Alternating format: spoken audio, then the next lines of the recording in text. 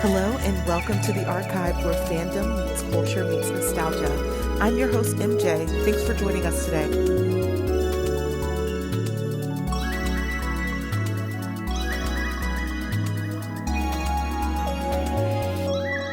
She made history last weekend as the first Japanese girl group to headline Coachella. Last week, I shared the top 5 reasons why I was excited for their Coachella performance. Today, we're actually going to review their performance overall, closing out week 1. Now, XG shared some of their thoughts of how they prepared. Let me just say, I was a ball of nervous energy and excitement. Just the anticipation was building for me, just as I was thinking about what they were about to deliver and give to us. And let me just say, XG, y'all did that. Just know you all killed it. And once the whole show was over, there were only 2 words to explain the performance that XG gave us. And those 2 words are absolute cinema. Okay, let's hop into the review. From the start, XG leaned really heavily into the alien concept that they alluded to in the merch that they released before Coachella even began.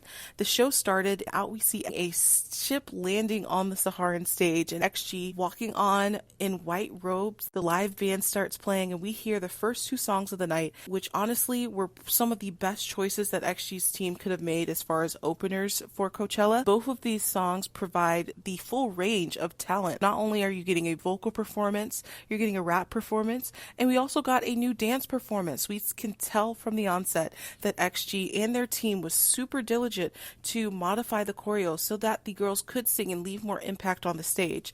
At the beginning, I knew we were getting a great show. We were getting something special. This is something that was completely different from the content we'd seen over the last 11 months on their tour. They then got into their 3rd song, and if you know me, if you know my account, you know that I wanted XG to get up on that stage and to sing Woke Up with their chest out. And when that live band started playing an even more aggressive rock version, and the girls then proceeded to take off their cloaks, revealing jumpsuits lined with snakeskin in their red hands, I was blown away. That was another absolute cinema moment. The rap team went hard. The vocalists went hard. The dancers went hard. I mean, it was, there's not more I could have asked for in an opening segment for XG. They came out and they delivered and they brought the energy, and I believe the people in the crowd knew they were in for a treat. From there, XG continued to take the energy up even further, performing Girl Gang. They now unzipped the top of their jumpsuits to reveal shirts that have even more rattlesnake skin lined on them. They've got these really nice additional attachments that have gone on the top of the shirt too. I mean, Girl Gang is such a great hype song, and I know if I was with my friends, I would have been going so crazy. Choreo was hard. It was a great performance, and we're only 4 songs in to the show. But I think what really signified to me that we were in for not just a performance but an experience is the dance break in this next sec. The dance break called Shinobi, where they are in mask, very Jabberwocky style, performing. It was almost more of not just a song and dance, but art. Seeing the work that they put into that dance break, Shinobi, and this is just, we're even 5 songs into the set. I mean, another absolute cinema moment. XG, y'all had every opportunity to shock these audiences, and every opportunity that you could have, you did it. You all did it. At this point, I was shook. I don't think I could even sing along with XG when they got into their next song, Left and Right, because I was just blown away by the level of performance that we had already received. So they're now performing Left Right, and let me tell you, the arm choreo looks great with the red gloves. I could hear the audience singing it too, and all of the fan cams. I mean, it's just an amazing first part of the set. And then they transitioned to In the Rain, which to me, we knew it was going to be an experience. We knew we were likely going to get an In the Rain stage, but the stage that we got, I think, really puts XG above their peers. Now, I have to pause and apologize for the theory that I put out last week. I really was pretty convinced that they were going to have some water on the stage. I just knew it. It's been 73 years since Singing in the Rain. I just knew they were going to take it to the next level. But honestly, XG did something even bigger. They brought the next best element with them. If they couldn't bring water, they were going to bring that wind. And let me tell you, that wind, everyone's been saying it was a paid actor. Everyone was saying it was working hard. And yes, it did impact the performance, but XG's ability to push through Wow. I mean, these girls are seasoned professionals. That's why I told you they are not new to this. They are true to this. Think about when you're in a presentation and things don't go with your way in class and you're up in the front and you still have to deliver. You just have to deal with it. That's what XG was dealing with on that stage. At this point, the gloves are off. They've put on these lace suit jackets. They're trying to grab the umbrellas. As they open them up from the very beginning, you already see the top of the umbrella flipping back, just with how strong the wind was on that stage.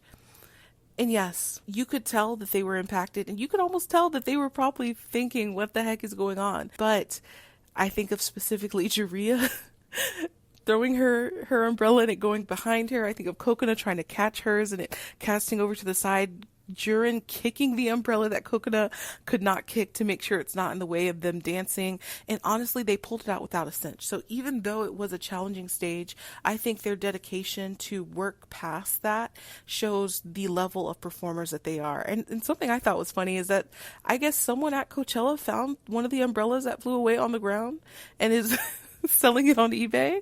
So if anyone would like to go to the auction, see if you can get that, it's definitely out there. But that closes the first half of their Coachella performance, which was really an awesome segment. They told so many worthwhile stories through their music choices, through their clothing choices, them landing on Earth in an egg, shedding their skin, being melted in the rain.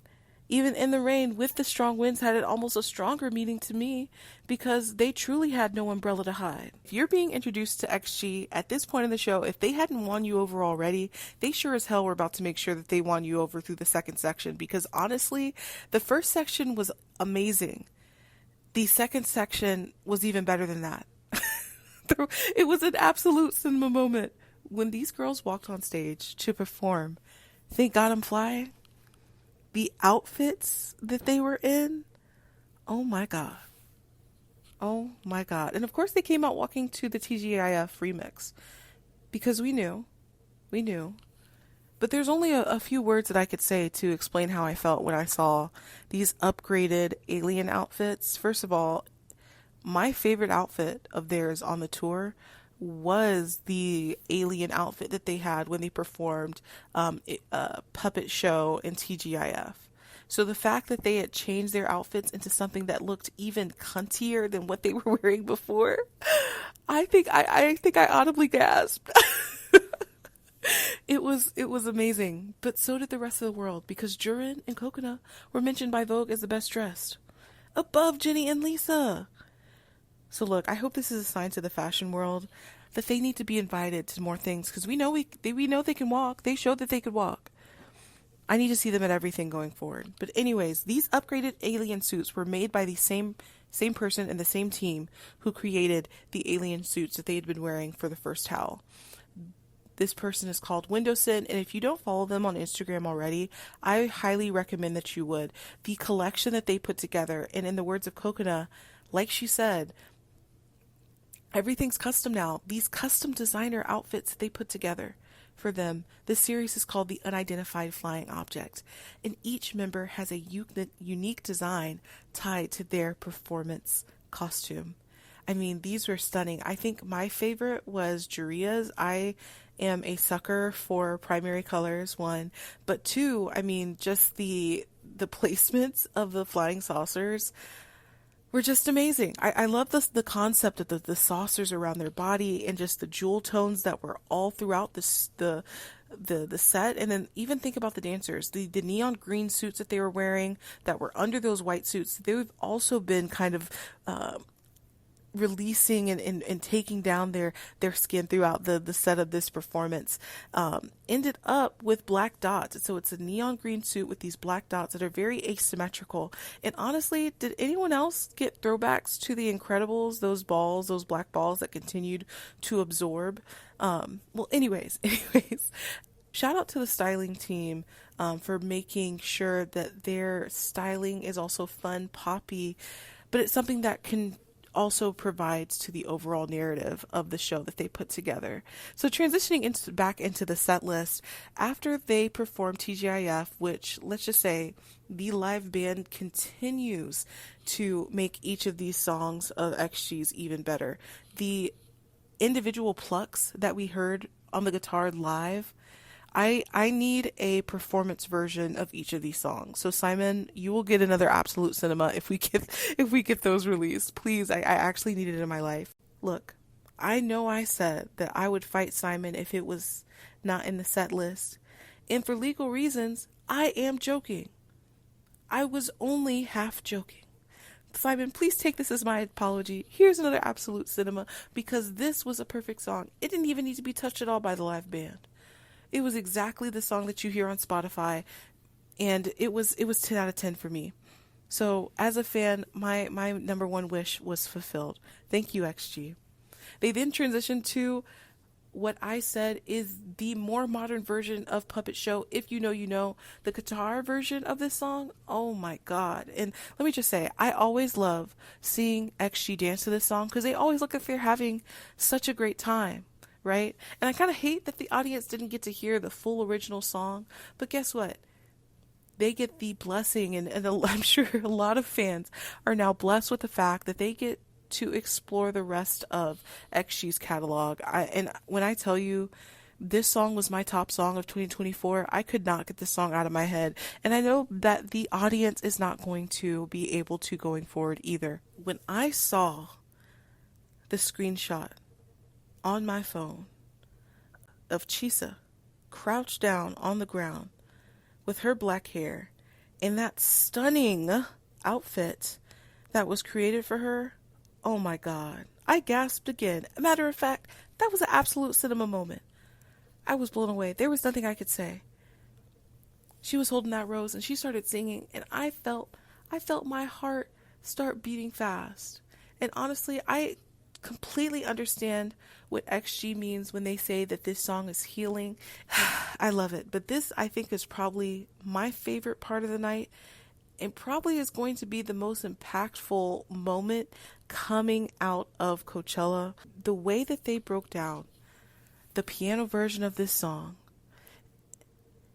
passing the roses off to each other in the beginning to indicate who is singing, like I said last week. I was blown away. It was truly a 10 out of 10 moment, and I just don't think you can get anything better than that nowadays.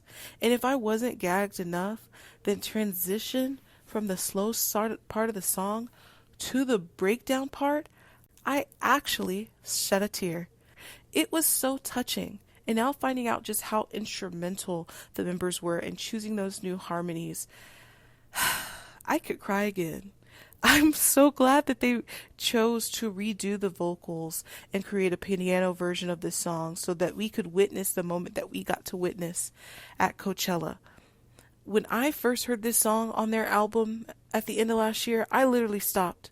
I listened to that song so much, and I'm so glad to get that it got the beautiful moment it deserved on such a huge stage. You know what? Absolute Cinema. I've seen people talk about this moment, and I think it's going to be one of the top moments that lives on. So after what was a stunning performance of Is This Love by XG, who exceeded my expectations for what I thought they could do with that song. I mean, it was crazy. They then continued to keep the energy up with New Dance, which is honestly another fun song from them. I think that's another song that has the potential to be a crowd favorite even past Coachella. It's always fun to see the artists have a great time on stage too. You can see them smiling and laughing with each other, and that's one thing I like about the choreo. And I think the other thing that really gets me is whenever they perform New Dance, you can always tell that they are having such a fun time on screen. And that's partly because the choreo is made for them to have that effect. But I just even love how in the end of the song, they just kept going like they were still having a party and the good times couldn't end. And I was like, oh my gosh, I also want to go party with XG. It just... Anyways. At this point, didn't think the show could get any better. I was pleased. My cheekbones were hurting because I think I'd been smiling at my screen the entire night. XG then situates themselves to perform the song that always awakens and just wakes up something within me. And that's the song of Something Ain't Right. When I hear them start singing that song, I feel like an Energizer bunny starting to just dance with them, because even the choreo makes you feel energized and you just want to get up and dance and move with them. And honestly, Something Ain't Right is a beautiful and perfect song, but the live band once again takes it to another level with a very different vibe that had more of a guitar focus, which was just 110% beautiful, absolute cinema. But speaking of cinema, I think what really sold Something Ain't Right for me at Coachella as probably my top two moment in the show was the camera work. Oh my gosh, absolute cinema.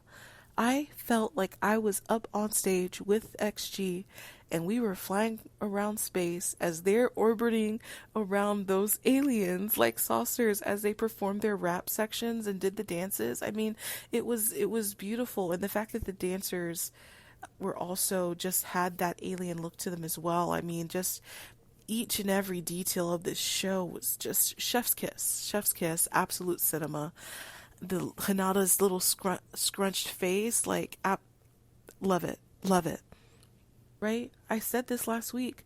Coachella knew what they were doing, and they truly saved the best performance for last. I've watched majority of the performances from Coachella this year, and outside of Lady Gaga, I think XG is could be pulling it as one of the at least top five from a mainstream level, right? And I think it's just because of the reception they've gotten and received since the show, right? So look at Billboard. Billboard said that they won Coachella. They won their debut. What else do you need to hear? They even had reviews talking about their vocal abilities.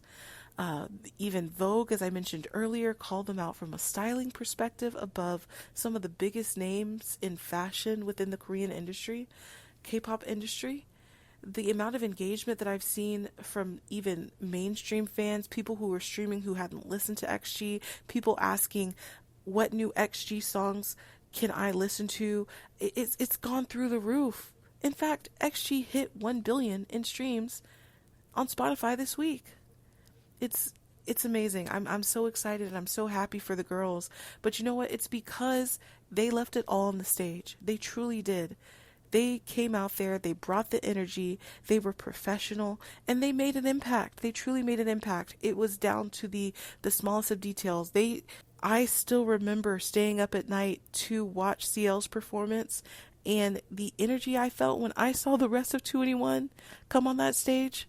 I was even more excited for XG because I know this is just the beginning for them. But when I think about the top two stages that I think are going to have the most impact for them long term, In the Rain, the way that they were able to push through what was honestly something that could have ruined that song, amazing.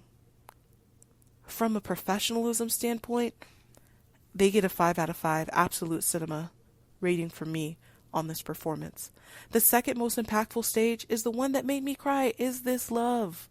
This was already a really strong song for me going into this, but the way that they blended the piano version to have that real high intensity moment when they started before the breakdown and the light came out behind Maya as she leaned down with the other girls there in formation.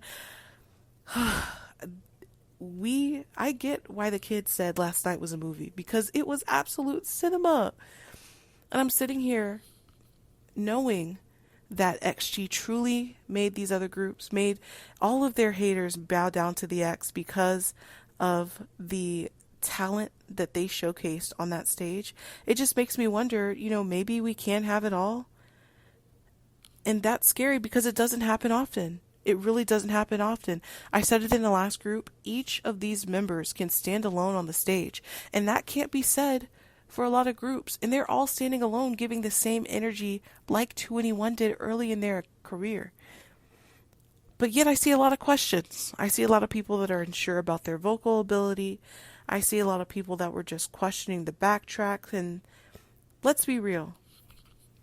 I think I saw last week at their Seattle show that Chisa performed Whitney Houston and that Juria performed an Adele song. And If you go back into their history of this last tour, you will see that they have been regularly performing these songs from some of the vocal giants in our lifetimes, and they do that every other weekend. They were training on those songs. Some of the articles even mentioned that there were doubts that they were singing well, or that they were even singing at all because they were so stable, right? But what really gets me, and there are a few reasons that I think, maybe we should just sit and break down for everyone, right? The smart thing that XG and their team did was modify their set to provide better vocals. Not only, it'd be one thing if they modified the set to allow them to just perform the songs as they probably perform them everywhere as is. But the one thing that really shocked me for Coachella was just how vocal XG was on the ad-libs. Right? I don't see anyone really doing ad-libs that hard at shows. And I love it. And I think another thing that kind of got me is when I posted a video this week and someone's questioning, well, why is Maya being quiet or holding her mouth still, and why is there this loud backtrack when she's rapping? Baby, that's an ad-lib as well. Here's the thing. From a rap perspective, when you actually have raps that are very skilled, that require talent to perform, there are some things that are ad-libs that you're just going to have to omit from saying as you're performing on stage because you just genuinely don't have the breath to say another line after you've been rapping for how many bars. And Maya was exhibiting that. And I know that, K-pop stans are not used to good rap. We can have that conversation another day. But I just want to emphasize that point because I'm really unsure why there's so much question here. I think another thing that I kept seeing is people say that the stream backtrack was much louder. When I look at the videos of people were taking actually on YouTube of the fan cams, the backtrack was much louder on the stream than it was in the actual venue. When I'm sitting and watching some of the videos online, I can hear exactly every single words that are coming out of each of these rappers' mouths. And I noticed it for all the stages because it was super windy. You were actually picking up on that too. Even if you feel that XG was using a backtrack that was like, 30% higher than you think it should have been at, did they not provide a full show from a styling, performance, storyline, choreo, music, and energy factor? I mean, this is the only point of criticism I've heard about the show, and honestly, hey, I understand. You can say what you want to say. Everyone has an opinion, and you're right to that. But at this point, for me, it's like for us alphas, why even engage? Because it was so shocking as I saw this across every aisle. It was people who have always not been a fan of XG. It was people who may have been interested or just getting into XG, and I understand that. But I saw people who are alphas doubting their talents as well. And it's like, you all should know that XG is just at a different standard. You should know that they have been training with these songs. When you go back and look at the training series that they put out of how they determine the members of this group, you can see that they were practicing with these songs even then. We know that XG is an extraordinary group, right? And it's just so puzzling for me because you can't say XG isn't K-pop and then force them into K-pop boxes or industry norms. Which is it? Because I feel like people are only vocal because they feel threatened. Does from know Mariah Carey's Hero? Does she able to perform Beyonce's Love on Top? Is from are they able to perform Whitney Houston's? And seriously, let me make myself clear. I like these other groups. I really do. I'm an equal opportunity listener. But let's be honest, the other part that's really pushing through and really aiding them in this conversation that we're not talking about is the stage presence. Because you can have good vocals and no stage presence, and that's pretty evident. And then you can have bad performance and weak presence as well. And that translates on the stage too. I think we just need to admit that XG is even better when it comes to stage presence compared to a lot of their peers if we're thinking about the typical industry norm. Like I've said before, I really think that XG is on par with 2NE1. They're 2NE1's daughters. 2NE1 should hand the crown to them. That's truly how I feel. And I think, sometimes it's easier when idols are able to write their own music. We all know that the industry, how it's set up, most people don't have a hand in the creation. There are some that do. And so that those are easier songs for them to convey their own emotions with. But for others who are just selling a product or pushing a concept that doesn't really resonate with them or that their heart's not in it, that translates too. Not everyone can be a good actor. We all know that all idols can't act, right? And I think that's why I love XG. Not because they can act, it's because what they're singing is their story.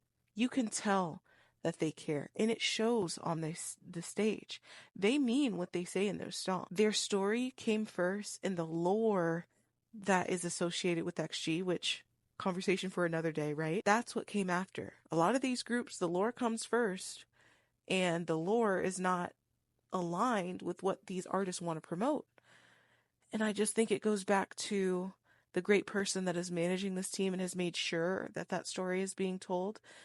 So I think that's absolute cinema there as well. And I just think that, it's so unfortunate that in a situation where the girls should be enjoying the weekend, enjoying the great performance that they gave, that they have had to sit and address the rumors of what's going on. So Chisa actually wrote a response, and here is the English translation. So thank you at underscore ALPHAZ on Twitter for this recap.